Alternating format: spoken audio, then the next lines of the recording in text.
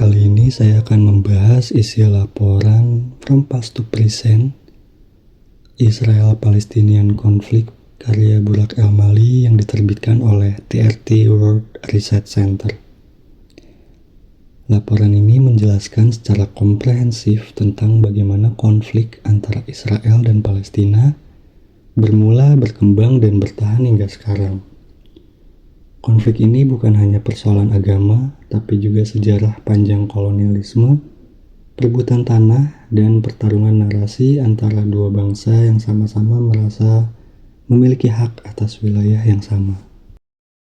Konflik Israel-Palestina berakar dari proses kolonialisme modern yang terjadi di bawah kekuasaan Inggris pada awal abad ke-20. Salah satu faktor utamanya adalah munculnya gerakan Zionisme, sebuah ideologi nasionalisme Yahudi yang muncul di Eropa akhir abad ke-19.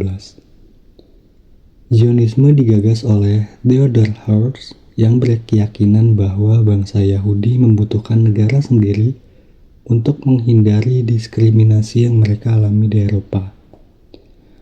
Palestina kemudian dipilih sebagai lokasi pendirian negara Yahudi karena dianggap sebagai tanah suci berdasarkan keyakinan agama mereka. Pada tahun 1917, Inggris mengeluarkan Deklarasi Balfour, sebuah surat resmi yang menyatakan dukungan terhadap pembentukan tanah air nasional bagi orang-orang Yahudi di Palestina. Deklarasi ini menjadi dasar legitimasi politik bagi proyek Zionisme. Namun, hal ini mengabaikan fakta bahwa pada saat itu penduduk Palestina, baik Muslim maupun Kristen, telah mendiami wilayah tersebut selama berabad-abad. Dalam proses pembentukan Israel, muncul kelompok teroris Yahudi seperti Irgun dan Lehi yang menggunakan kekerasan untuk mempercepat pendirian negara Israel. Mereka melakukan serangan terhadap pendudukan Palestina dan bahkan terhadap pasukan Inggris. Salah satunya adalah pemboman Hotel King David pada tahun 1946. Salah satu peristiwa paling tragis dalam sejarah berdirinya Israel adalah pembantaian Deir Yassin pada tanggal 9 April 1948. Desa kecil yang terletak di dekat Yerusalem itu diserang oleh kelompok militan Yahudi. Dalam penyerangan tersebut, ratusan warga sipil Palestina termasuk perempuan dan anak-anak dibunuh secara brutal. Pembantaian ini bukan hanya menciptakan ketakutan besar di kalangan rakyat Palestina, tetapi juga memicu gelombang pengungsian massal yang kemudian dikenal sebagai Nakba. Peristiwa Deir Yassin menjadi simbol dari strategi pembersihan etnis yang dilakukan untuk memperluas wilayah Israel dan mengusir pendudukan Palestina dari tanah mereka. Puncak kekerasan terjadi pada tahun 1948, ketika negara Israel secara sepihak memproklamasikan kemerdekaannya. Peristiwa ini juga menjadikan lebih dari 700.000 warga Palestina diusir dari rumah mereka dan menjadi pengungsi. Setelah itu, berbagai bentuk perlawanan muncul. Rakyat Palestina bangkit dalam intifada ke intifada. Intifada adalah pemberontakan melawan pendudukan Israel. Intifada pertama terjadi pada tahun 1987 dan yang kedua pada tahun 2000. Konflik bersenjata juga terjadi beberapa kali seperti Perang 6 Hari pada tahun 1967, di mana Israel berhasil merebut Yerusalem Timur, Gaza, dan tepi barat. Serta Perang Yom Kippur atau Perang Hari Suci Yahudi tahun 1973 ketika Mesir dan Suriah berusaha merebut kembali wilayah yang diduduki Israel. Akibat dari intifada dan konflik bersenjata tersebut, berbagai perjanjian perdamaian pun sudah pernah dilakukan. Antara lain perjanjian Camp David pada tahun 1978 antara Israel dan Mesir, Perjanjian Oslo 1993 antara Israel dan Palestina yang melahirkan otoritas Palestina. Namun hingga kini tidak ada satupun perjanjian yang benar-benar mengakhiri konflik ini. Karena isu utama seperti status Yerusalem, perluasan pemukiman Yahudi, dan hak kembali pengungsi Palestina belum terselesaikan. Dalam pembahasannya, Burak El-Mali menjelaskan bahwa Zionisme bukan sekedar gerakan politik, tetapi juga ideologi kolonial yang membawa dampak besar terhadap masyarakat Palestina. Zionisme berawal dari keinginan pembangunan negara Yahudi, namun dalam praktiknya berkembang menjadi bentuk kolonialisme pemukim, yaitu penguasaan tanah melalui pemindahan penduduk asli. Gerakan ini mendapat dukungan internasional terutama dari kekuatan Barat karena dianggap sebagai proyek modernisasi Timur Tengah.